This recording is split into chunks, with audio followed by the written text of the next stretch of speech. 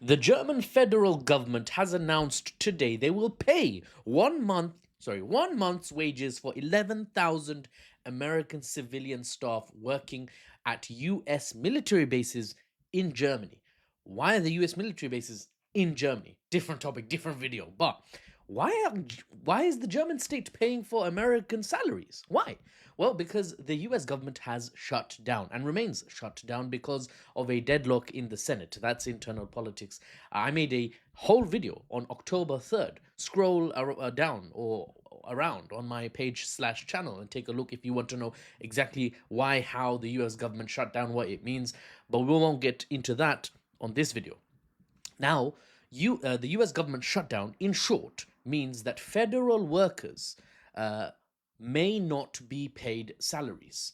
Now, imagine what that must feel like if you're one of the 11,000 Americans in Germany who may not see a paycheck, right? You got families, you got spending to do, you got, I don't know, cans of Pepsi or alcohol to buy. I don't know what you spend your money on, but you're not going to get a paycheck. Stressful, right? Stressful stuff. So Germany stepped in.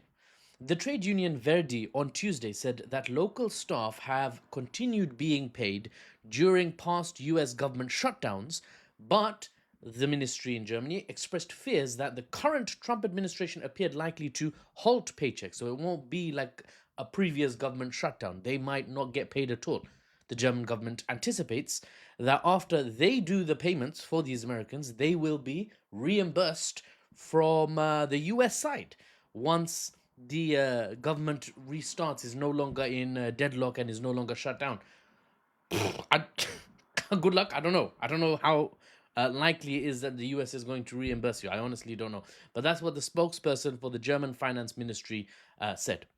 She added that Germany's contribution to these American salaries is, quote, a sign of solidarity with the US armed forces stationed in Germany and their civilian employees. We got you, B, when your own government doesn't, I suppose. That's the news. So see you on the next one. Bye. Why is you here? Some of you are too sharp. Yes, there's some analysis. I've got 3 things to highlight for the analytical segment of this video. First, the longest US government shutdown was for 35 days. That took place also under Trump, under his last term in office starting 2016. The second longest shutdown of the US government was under Bill Clinton in 1995, so quite a while ago, 30 years ago. But now, as of today, actually, this current ongoing government shutdown takes second place. Bill Clinton, you've moved into bronze, my G. Second place is also now Trump, because the current government shutdown is approaching 22 days and it's not been resolved yet. Now, the Congressional Budget Office in the US estimated that the last shutdown under Trump, the 35-day big boy, cost the US economy $11 billion. Reports this time around suggest that it might be costing the US $7 billion a week. Oof, honestly, that's eye-watering, right? $7 billion! And we're heading into week 4. Or they're heading in. I'm fine. I'm all right.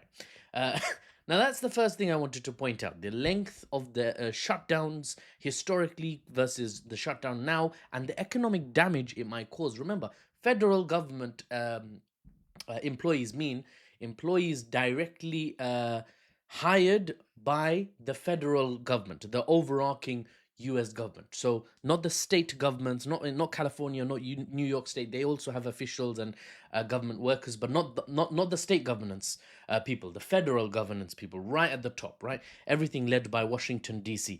Imagine how many people might not be paid or their payments delayed. So it really, really impacts the economic activity of the US.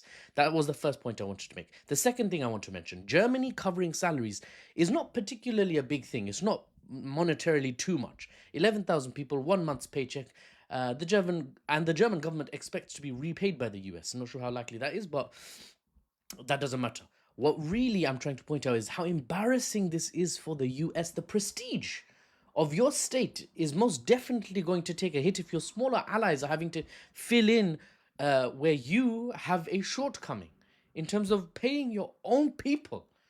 Like a once capable warrior who now has to lean on his students for support. Fine, the students will take the lean. They'll allow you to lean on them. But make no mistake, the students will be thinking at the back of their head, our warrior teacher is no longer the same. He's not moving the same way as before, right? We're entering a new phase where I might have to take care of him, kind of like when your parents grow up and you grow up and your parents grow old.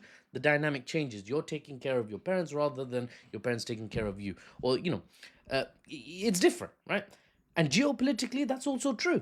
Germany and Europe as a whole, Western Europe, broadly speaking, American allies across the globe, in fact, if you want to really be zoomed out, they'll all be watching the internal chaos in America, the government shutdown, the Trump administration's unconventional policies, the tariffs, even on allies, of course, the erratic actions in the Caribbean with Venezuela and Cambodia. And they'll be thinking, it's not a question of will America no longer be top dog one day in the distant future? No, it's happening now. It's a question of when. And, we're sure it's going to happen. Now we're just unsure how fast America is on the way down. And how will this affect my country, right? That's what all the administrations tied to the US in some way, shape, or form are thinking. Be that in the Middle East, be that in Europe, be that in the East Asian region, be that in Africa, not really in Africa, be that in South America, right? That's what administrations globally are calculating, and they will have to recalculate as America continues to move in certain directions and take certain actions at the American administration level. They'll need to recalculate and take necessary actions they deem fit to safeguard themselves, their own countries, right? I would assess, as many analysts better than myself do, I'd assess that for most American allies, the decline of the US will push them not to become or remain over reliant on America. We can't put all our eggs in the American basket any longer in terms of investment, in terms of supply chains, in terms of military technology that we buy from them. We can't put all our eggs in that shaky basket that looks like it might just topple off the branch and hit the ground and all the eggs are like splattered and it's a mess and I'm sad, right? Can't have that. We need to diversify. Can't be tied to America exclusively, not economically, not militarily, not politically. We see Western Europe distancing themselves politically as well from the current administration, at least in America. Now, Germany may be willing, this is my final point, Germany may be willing to pay salaries today, but every state, every government has their limits. Ask too much and offer too little, and you may find your friends and allies are not as loyal as you thought. Like the Dothraki, a leader is respected, he is followed, he is obeyed. But if you're not strong enough any longer to sit upon your own horse without support, don't expect to hold the position of Karl, leader. A new leader will have to come. Or they'll all separate out into their own little war bands. I forgot what the Dothraki call their little groupings. Anyway, for the unbiased news and analysis without the Western spin, I'm Mahfuz, and I'll see you on the next one.